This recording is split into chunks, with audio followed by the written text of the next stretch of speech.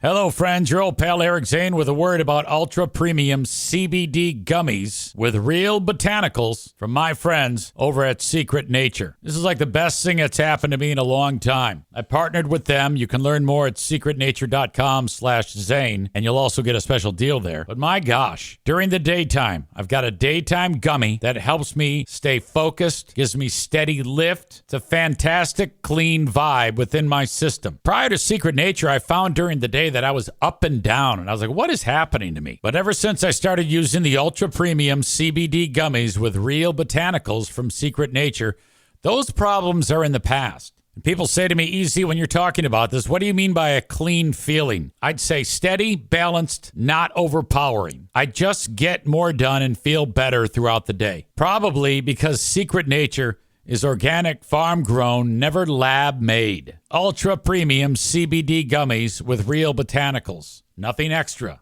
The best in the business. Bliss is what I use during the day for clear focus and productive flow. I want to wind down? Snoozers. Unwind and rest at the end of the day. Consistent, measured CBD per gummy, so there's no guessing. Intentional formulations that feel clean and slot naturally into your routine. Now, this is where you try it. Get 30% off your first order at secretnature.com with code ZANE. That's secretnature.com, code ZANE. Try Bliss during the day, Snoozers in the evening, and let me know how it goes. Again, 30% off your first order at secretnature.com with code ZANE. secretnature.com, code ZANE.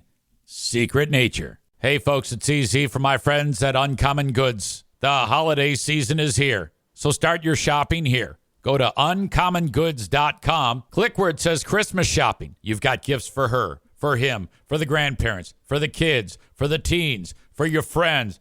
Oh my gosh, artisan, handcrafted, amazing gifts for you and yours. Truly, everything that is cool is found at Uncommon Goods. You can get lost on the website with the amount of products that are there. Uncommon Goods partners with some of the most creative people on the planet and puts all of their offerings on one spot for you to shop in the convenience of your home. I love Uncommon Goods, and you will too. And don't forget that when you shop at uncommongoods.com, you're supporting artists and small independent businesses, and many of their handcrafted products are made in small batches. So shop now before they sell out this holiday season. And with every purchase that you make at Uncommon Goods, they give $1 back to a nonprofit partner of your choice. Wow.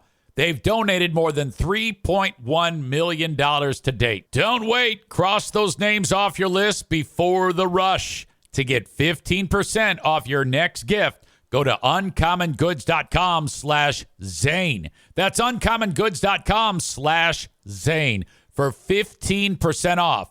Uncommon Goods. We're all out of the ordinary. Hi, Brian. How are you? I'm doing well. You literally meant right now. Yeah.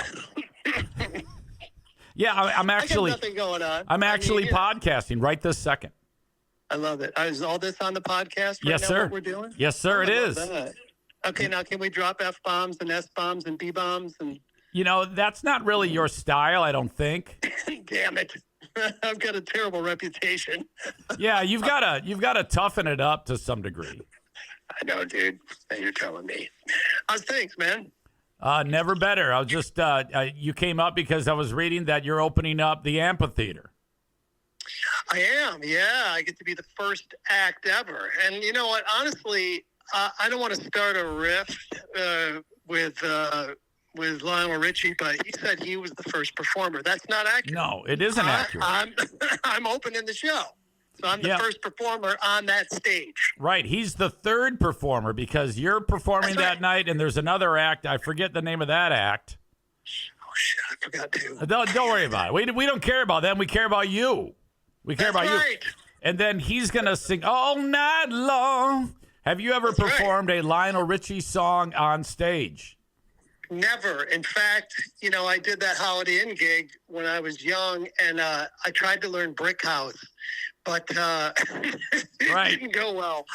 So sometimes, like the first act in a given night, they'll interact with the headlining act, but you know, they don't, you know, they're not necessarily familiar with each other. Have you ever had a bad experience when you interacted with the headliner? Oh my God, we've had plenty of bad experiences. Is that right? No, I mean, we did the Kiss tour, for God's sake. You know, we toured with Kiss for 30 dates. That was miserable. Well, yeah, I remember you had indicated that Gene came in at the end of that, and you guys couldn't wait for it to end, and he wanted to take you, like, on another leg of the tour or something like that. Yeah, he did. He wanted to take us to Europe, and, of course, it's Gene Simmons, so I immediately said, yeah, of course, Gene. And then I got 15 more dates of booing and spitting on us and the whole thing. Oh, yeah, it was terrible. But as far as, like, interacting with those guys, no, it's never been a problem. And we're one of the easiest bands to get along with. Like, we get there on time. We don't play over our set time. Yeah. So headliners usually get along with us well. This will be no exception. When you do a Kiss tour like that, do you get a paycheck, like, weekly, like people get when they work a job, or do you get it by the show? How does that work? You would think so. You'd think we would have been on the payroll. You know, Gene's such a businessman. No, I never saw any of that money, frankly. It went right to management and the agent, and then I think it went right back into the band. What? But you know what's crazy? That I heard a rumor, though? I heard now that Kiss charges bands, so they don't even pay. Oh, my God. And a lot of headliners, that's kind of the trend now. A lot of because they know that labels will pay the money to get their act on in front of a big act. So those days of getting paid as an opener are probably over. Yeah, and it seems like every time I turn around, there's yet another revenue stream that is leaving artists today. And my idea is this, and I've talked about it on my show. What is keeping there from being a massive artists union to basically shut Spotify down until they actually earn a reasonable wage for their effort? Sheer volume of bands. I mean, the amount of bands. I mean, there's no way. And musicians, quite frankly, are all whores. We'll play anywhere at any time, and I think most of where the money is, they know that. So Spotify knows that. God dang. You know? We just need it's all playing for exposure. When we first started in the band, everybody was like, hey, come play my place. I can't pay you, but you'll get great exposure. And back in the 90s, that wasn't so bad. But now it's like exposure matters very little. It just, I mean, I can only imagine, like, if an artist puts out a record, like, even if you were to say to the most diehard fans, hey, please buy an actual copy of our music. They won't. They won't do it because they can get it for free anytime they want, basically, by paying $10 a month. True. And, where the money is made now is in the live performances. That's where the money's made. And maybe T-shirt sales. But a lot of record labels have found ways around that and signed bands to these 360 deals, which means they not only get money off of albums that are sold, they also get a cut of the t-shirts and they get a cut of the live shows. So musicians are getting screwed left and right. Yeah, I just saw Shirley Manson from Garbage. I don't know if you ever interacted with her over the years. Oh yeah. I saw that video you're talking about too. Yeah. She put a video on there and said, we can't do it anymore. We can't. It's just not happening. That's very difficult.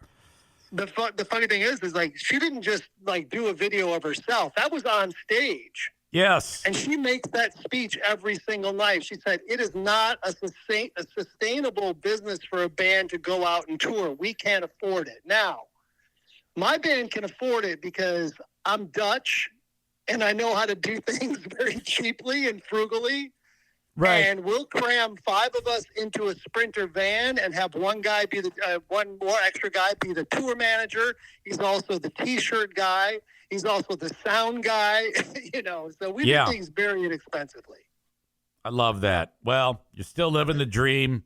You're still getting chicks. You're still getting chicks. I'm 61, brother. Oh, my God. Yeah, but that's the new 41. I mean, especially when you're tall with sweet-looking hair. Especially when you want to date a 25-year-old. So is that happening right now? Is there a 25-year-old, or are you still on the prowl? Oh my God, no, dude. That's the worst. Okay. No. I don't date under 50. Okay, good deal. I like that. I always feel bad when someone's doing that. I'm like, oh, there's something wrong with that person. You gotta go old. Yeah. No, they're just trying to reclaim something they had in their youth, which I never had in the first place. So I'm not missing anything. Brian Vander Ark, you're absolutely awesome. Thanks for doing this in such short notice. It's going to be fun. Middle of May at the new amphitheater. Go see them. I don't think tickets have gone on sale yet, but no. I think. I'm going to speak out of turn. I don't know, but I do know that if you go to the Acrisure, how do you say? I don't even know how you say it. Acrisure, yeah, Acrisure. That is it. Yes. Yeah, so if you go to their website and sign up on the mailing list, you're going to get early access to all the tickets. So that's a great thing to do because these shows are going to sell out. Outstanding. I just got confirmation. Acrisure. I think we were both wrong. Yeah, well, it's French, so whatever. What the hell do I know? All right. Okay, good talking to you. Godspeed. Hey, did you ever call my guy Frank? Did you ever connect with Frank?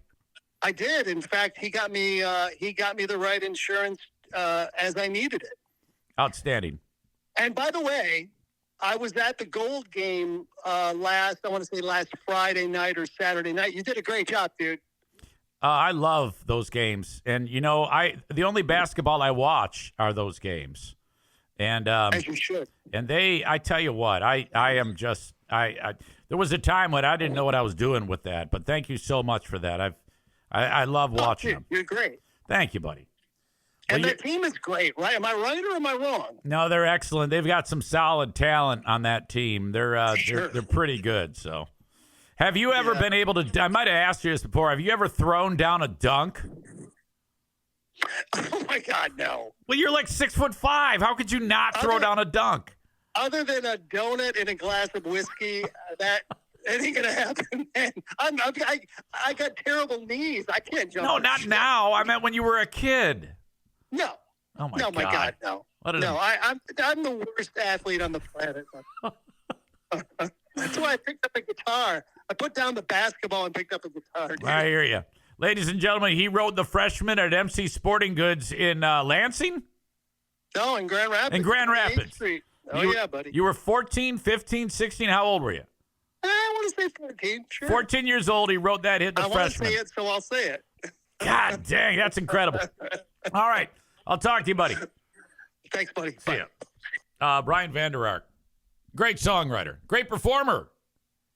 If you get a chance to see him and the band, I mean, it's one thing to see them at the new amphitheater, but if you ever get like one of the venues like 20 Monroe Live, and it's like an hour and a half, 2-hour show, I highly recommend that. He is outstanding. And the band is, well, the whole band, the Verve Pipe, absolutely awesome.